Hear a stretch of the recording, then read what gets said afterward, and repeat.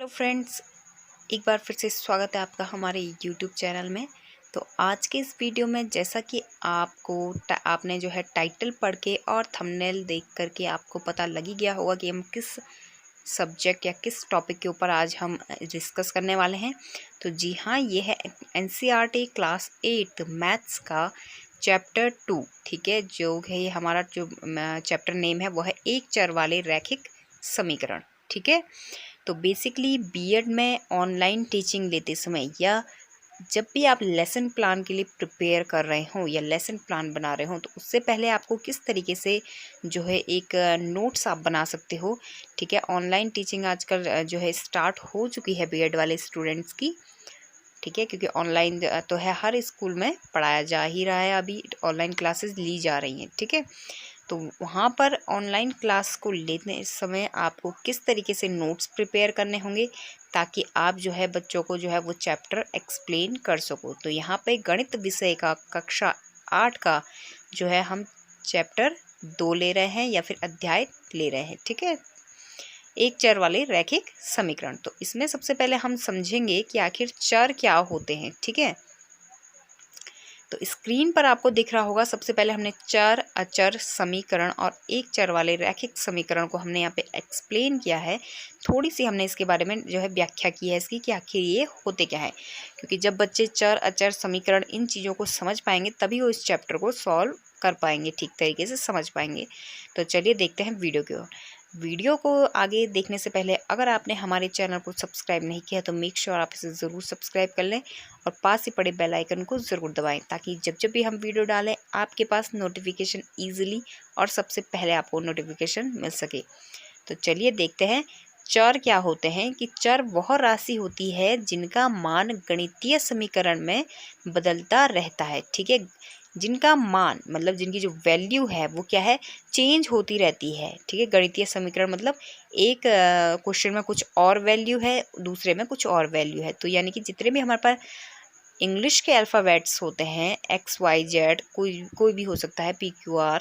ठीक है, ये जितने भी हमारे पास होते हैं सारे के सारे हमारे क्या कहलाते हैं, चर कहलाते हैं। चर राशि कहलाती है या फिर चर पद कहलाते हैं। ठीक है, क्योंकि इनकी वैल्यू अगर x की वैल्यू एक क्वेश्चन में 2 है तो जाहिर सी बात है x की वैल्यू जो है तीसरे या नेक्स्ट क्वेश्चन में 7 भी हो सकती है, 18 भी हो सकती है, 20 भी हो सकती है, कुछ भी हो सकती है। ठीक है, तो मतलब जिसका मान या जिनका मान गणितीय समीकरण में बदलता रहता है, जिनकी जो वैल्यू है वो चेंज होती रहती है रेगुलरली, वो होते हैं हमारे चर राशियाँ। ठीक है, नेक्स्ट है हमारे पास अचर राशियाँ, यानी कि अचर राशि वह होती है जिनका मान गणितीय समीकरण में बदलता नहीं है। ठीक है, अब अगर किसी क्वेश्चन में 2 है तो अगर आप उसे 2 पढ़ रहे हो वहाँ पे, तो नेक्स्ट क्वेश्चन में भी अगर वो वहाँ पे 2 लिखा हुआ है तो आप जाहिर सी बात है उसे 2 ही पढ़ोगे, 2 ही उसे काउंट करोगे। ठीक है, तो मतलब इनकी वैल्यू जो है चेंज नहीं हो रही है, इनका जो मान है या वैल्यू इनकी जो है वो हर क्वेश्चन में या हर समीकरण में एक सा होता है या फिर बदलता नहीं है। तो वो होते हैं हमारे अचर पद या अचर राशियाँ। ठीक है, उदाहरण हो गए 1 2 3 x, मतलब कुछ भी आप ले सकते हो इन्फिनिटी तक। 10 हो गया, 12 हो गया, 100 हो गया। अगर किसी क्वेश्चन में 100 है तो उसे भी हम 100 पढ़ेंगे, दूसरे क्वेश्चन में अगर 100 का है तो उसे भी हम 100 ही पढ़ेंगे। इनका कोई ऐसा नहीं है कि दूसरे क्वेश्चन में उसकी वैल्यू कुछ और हो जाएगी। ठीक है, तो ये क्या होते हैं, अचर राशियाँ होती हैं। थर्ड हमारे पास है समीकरण। तो समीकरण को मैंने यहाँ पे थोड़ा सा एक्सप्लेन किया है कि समीकरण प्रतीकों की सहायता से व्यक्त किया गया एक गणितीय कथन है जो दो वस्तुओं को समान बनाता है। ठीक है, बेसिकली समीकरण का मतलब क्या होता है, दो वस्तुओं को बोल सकते हो आप या फिर दो साइड्स को बोल सकते हो। गणित में जो है साइड्स होती हैं, यानी कि लेफ्ट हैंड साइड और राइट हैंड साइड, इन दोनों ही साइड्स को इक्वल दिखाता है या फिर बराबर करता है। ठीक है, समीकरण दो वस्तुओं को समान दिखाता है, तो ये बेसिकली समीकरण होती है। उसके बाद जो हमारा चैप्टर का नाम है यानी कि एक चर वाले रैखिक समीकरण, तो उसे हम देखते हैं कि वो क्या होते हैं। कि जब हम समीकरण में एक चर वाले व्यंजकों का प्रयोग करते हैं, एक चर वाले व्यंजक क्या होते हैं, मान लीजिए x है आपके पास किसी पर्टिकुलर समीकरण में, जैसे यहाँ पे हमने एक समीकरण ली है 2x - 3 = 7। तो आपको दिख रहा होगा इस पूरी समीकरण में सिर्फ एक ही चर हमारे पास है, यानी कि वो है x। ठीक है, तो ऐसे क्वेश्चंस क्या होते हैं, एक चर वाले रैखिक समीकरण। ठीक है, इसमें कोई अदर जो है अनदर चर नहीं है हमारे पास। ठीक है, यानी कि y नहीं है x के साथ, z नहीं है x के साथ, या PQR इनमें से कोई भी ऐसा अल्फ़ाबेट और नहीं इस समीकरण में, सिर्फ इसमें x ही गिवन है हमें। तो ये होते हैं एक चर वाले रैखिक समीकरण, ठीक है।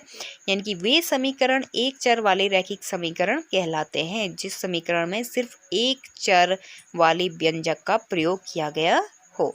2x - 3 = 7 यहाँ पे आपको दिख रहा होगा, पूरा होल करके मैंने बताया हुआ है कि ये जो पूरा होल है ये एक समीकरण कहलाता है, क्योंकि इसके बीच में एक समता का यानी इक्वल का साइन भी है, जो हमें दिखा रहा है कि जो लेफ्ट हैंड साइड है वो राइट हैंड साइड के इक्वल है। इसमें अचर राशियाँ कौन कौन सी है, 2 हो गया, 3 हो गया, 7 हो गया, ये है हमारी अचर राशियाँ। और जो x है वो हमारा क्या है, चर राशि है, ठीक है।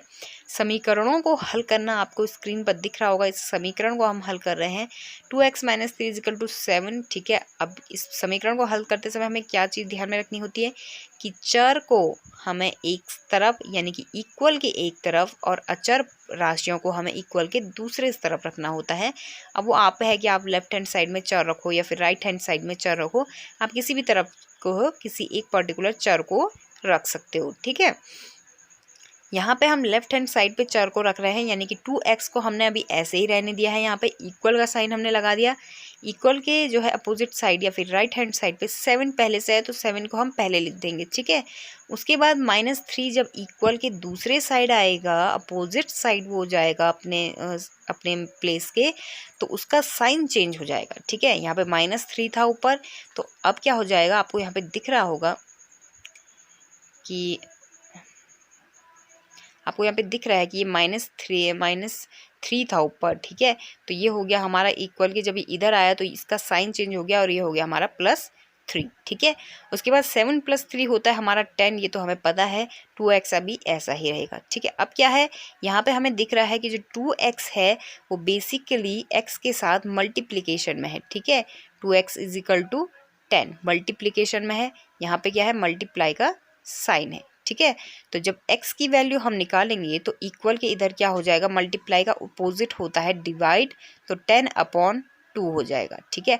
अगर डिवाइड में होता x/2 = 10 होता, ठीक है, तो यहाँ डिवाइड में था तो इक्वल के अदर साइड जाके ये मल्टीप्लाई हो जाता है, यानी कि x = हो जाता है 10 × 2, ठीक है। तो यहाँ पे हमारा आंसर आएगा 5, क्योंकि ये हमारे पास अभी क्या था, मल्टीप्लाई में था, तो अभी ये डिवाइड होएगा, ठीक है। तो इस तरीके से फिर हमने जो है आपको क्या करना होता है, अभी हमने देखिए आप एक्सप्लेन कर दिया है। यहाँ पे हम नोट्स प्रिपेयर करना आपको बता रहे हैं कि किस तरीके से आप किसी भी सब्जेक्ट, किसी भी चैप्टर का आप नोट्स तैयार कर सकते हैं ऑनलाइन टीचिंग लेते के समय, ठीक है। तो यहाँ पे अभी हमने थोड़ा बहुत जो है इसका जो थ्योरेटिकल मैटर था वो हमने एक्सप्लेन कर दिया है। अब हम बढ़ेंगे प्रश्नावली की ओर, एक्सरसाइज की ओर, एक्सरसाइज 2.0, ठीक है। उदाहरण यहाँ पे है, उदाहरण फर्स्ट क्या है कि 3/7 + x = 17/7, ठीक है। हल में क्या है, चर पदों को समता के एक तरफ तथा अचर को समता के दूसरी तरफ लिखने पर, ठीक है। जैसे कि मैंने आपको इससे पहले बताया कि आपको किसी एक पर्टिकुलर साइड पे चर पर राशियों को रखना है और किसी दूसरी साइड पे आपको अचर राशियों को रखना है, ठीक है। तो वैसे यहाँ पे हमने जो है इस साइड हमने चर राशियों को रख दिया, इस साइड हमने अचर राशियों को लिख दिया। ये हमारा लेफ्ट हैंड साइड, ये हमारा राइट हैंड साइड, ठीक है। अब हम क्या करेंगे, x हमारा यहाँ पे हो गया x = 7 यहाँ पे क्या है, इन दोनों ही नंबर्स में, ठीक है, 17/7 और 3/7, इन दोनों ही नंबर्स में क्या है कि जो हमारा हर है यानी कि जो हमारा डिनोमिनेटर है वो क्या है, 7 है, ठीक है। हमें दिख रहा है यहाँ पे कि जो हमारा डिनोमिनेटर है वो क्या है, 7 है। तो इसको हम सिंपली भी कर सकते हैं, अगर हम ये एलसीएम ना भी लें, ये एलसीएम अगर हम नहीं भी लेंगे तो हम सिंपली इसे सॉल्व करेंगे तब भी हमारे पास इसका आंसर आएगा 14/7, जो कि डायरेक्ट हमें यहाँ पे पहुँचा देगा, ठीक है। बट यहाँ पे मैंने एलसीएम का तौर पे इसलिए दिखाया कि अगर मान लीजिए अगर आपके पास कोई ऐसा नंबर हो गया जिसमें आपका जो है हर जो है वो सेम नहीं है, तब आप क्या करोगे, मतलब तब आपको एलसीएम लेना पड़ेगा, ठीक है। तो ये हो जाएगा हमारे पास 2, तो x की वैल्यू हमारे यहाँ पे आ गई हमारे पास 2, ठीक है। नेक्स्ट जो क्वेश्चन है क्वेश्चन 2, तो वो आप देख सकते हैं स्क्रीन पर जो है 2x/3 = 18। ठीक है, अब हमें दो चीज़ें यहाँ पे दिख रही है, एक तो ये है कि मतलब ये अपॉन में है, दूसरा है ये 2 इसके साथ मल्टीप्लाई में है। ठीक है, दो चीज़ें यहाँ पे है। तो सबसे पहले हम डिवाइड वाले को सॉल्व कर लेंगे। तो हम क्या करेंगे, 2x = 18। जितना हमारा क्वेश्चन यहाँ पहले से जो चीज़ प्लेस्ड होती है उसे हमें पहले से लिखना है। 18 हमने लिख दिया। ये 3 क्या है, इसके साथ डिवाइड में है। आपको दिख रहा है यहाँ पर कि जो ये 3 है ये बेसिकली डिवाइड में है।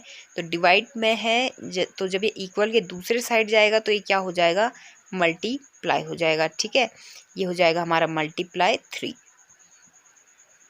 ओके, अगर आपको यहाँ पे मल्टीप्लाई नहीं भी करना है, डायरेक्ट हमने यहाँ पे 54 लिखा है, अगर आप नहीं भी करते हो तो आप यहाँ पे लिखोगे x = अब आपके पास ये जो 2 है वो मल्टीप्लाई में है, आपको दिख रहा है यहाँ पे। तो यहाँ इक्वल के जब दूसरे साइड जाएगा तो वो हो जाएगा डिवाइड में, डिवाइड बाई 2। 2 से ये कटेगा 18 9 टाइम्स, तो x की वैल्यू कितनी आ जाएगी, 9 3 27। ठीक है, ये हमारे पास आंसर हमें मिल जाएगा। ठीक है, तो बेसिकली आपको इसमें थोड़ा सा एक आपको जो है अपने रेगुलर इन क्वेश्चंस को करना होगा, तभी जाके होंगे। और बेसिकली काफ़ी इजी, सबसे इजी जो चैप्टर होता है मैथ्स में, वो सबसे इजी चैप्टर यही होता है कि एक चर वाले रैखिक समीकरण। वहीं पे अगर दो चर या अधिक चरों वाले रैखिक समीकरण आते हैं तो वो थोड़ा टफ हो जाते हैं, बट ये सबसे इजी चैप्टर माना जाता है मैथ्स का। ठीक है, उसके बाद थर्ड क्वेश्चन हमने थोड़ा सा चेंज करके लिया हुआ है, पॉइंट में हमने लिया है। ठीक है, डेसिमल पॉइंट में। तो क्या है ये, 1.6 = y/1.5। ठीक है, तो ये हमारे पास क्वेश्चन है, ये हमारे पास क्या है, क्वेश्चन है। ठीक है, 1.6 = y/1.5। अब आपको दिख रहा होगा कि स्क्रीन में यहाँ पे क्या है, लेफ्ट हैंड साइड ये है और वहीं पे हमारा राइट हैंड साइड ये है।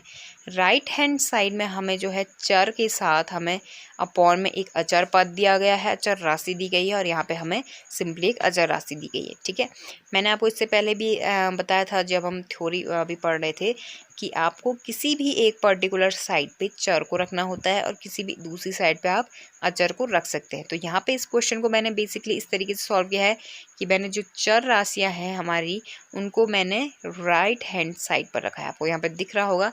तो बेसिकली 1.5 क्या है, y के साथ यहाँ पे मल्टीप्लाई में है, तो डिवाइड के इक्वल के दूसरे साइड जाएगा तो मल्टीप्लाई हो जाएगा।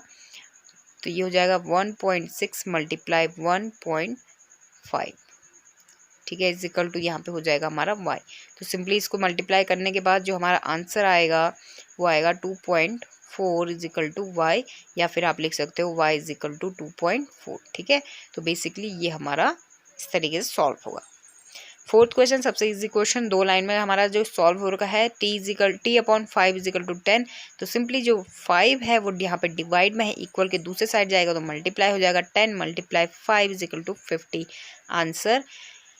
फिफ्थ क्वेश्चन यहाँ पे एक और हमने क्वेश्चन लिया है, 14y - 8 = 13। ठीक है, तो ये हमारा जो है फर्स्ट क्वेश्चन से रिलेटेड है। ठीक है, यहाँ पे जो है चर वो x नहीं है, y लिया गया है, पर ये है अभी इस क्वेश्चन में सिर्फ एक ही चर है, y है, अदर हमारे पास कोई और चर नहीं है। तो ये भी हमारा क्या है, एक चर वाला रैखिक समीकरण है। तो क्वेश्चन को कैसे सॉल्व करेंगे, 14y - 8 = 13 हमें ये क्वेश्चन दिया गया है। हम क्या करेंगे, इस जो 8 है, जो हमारे पास एक अचर पद है, इसको हम इक्वल के दूसरे साइड ले जाएंगे तो ये हो जाएगा हमारा +8। 13 + 8 होता है हमारा 21। ठीक है, अब 14y है हमारे पास = 21 है। 14 जो है y के साथ क्या है, मल्टीप्लाई में है, तो इक्वल के दूसरे साइड जाएगा तो डिवाइड हो जाएगा। अब ये कटता किससे है, 7 से कटता है। 7 × 2 = 14, 7 × 3 = 21, यानी कि 3/2 हमारा आंसर है। ठीक है, राइट आंसर। उसके बाद हमें क्या करना होता है, इतने 5 क्वेश्चन हमने जो है डिफरेंट टाइप्स के, ठीक है, डिफरेंट टाइप्स के हमने सॉल्व किया। हमने किसी एक ही चीज़, एक ही जो है सिंपली मतलब सिंपल एक ही समीकरण को हमने सॉल्व नहीं कर दिया। ठीक है, हमने उसमें डेसिमल पॉइंट वाला को सॉल्व करके बताया है, डिवाइड वाले को मल्टीप्लाई, और सिंपली एक जो सिंपल हमारी समीकरण होता है उसे भी हमने सॉल्व करके बताया है। तो उसी के अकॉर्डिंग या उसी से रिलेटेड अदर क्वेश्चन हमें होमवर्क देने होते हैं, ताकि थोड़ा बहुत बच्चों अगर कहीं पे कंफ्यूज हो रहे हैं तो वो आपके एग्जाम्पल्स जो आपने कराए हुए हैं उनको देख के थोड़ा बहुत समझ जाएं। तो यहाँ पे प्रश्न है, निम्न समीकरणों को हल कीजिए। कौन से वो समीकरण हमने यहाँ पे दिए हैं होमवर्क के लिए। फर्स्ट है 7x - 9 = 16, सेकंड है हमारे पास 6x इजिकल टू 12, थर्ड है हमारे पास 2y प्लस 9 इजिकल टू 4, और जो लास्ट फोर्थ है हमारे पास वो हमने पॉइंट वाला लिया है decimal, 2.1 is equal to x upon 1.2। ठीक है, तो ये 4 क्वेश्चन हमने बेसिकली सॉल्व करने के दिए होमवर्क। तो अगर आपको हमारा वीडियो पसंद आता है गाइस, वीडियो को लाइक करें, शेयर करें, चैनल को जरूर सब्सक्राइब करते रहें। Thank you so much.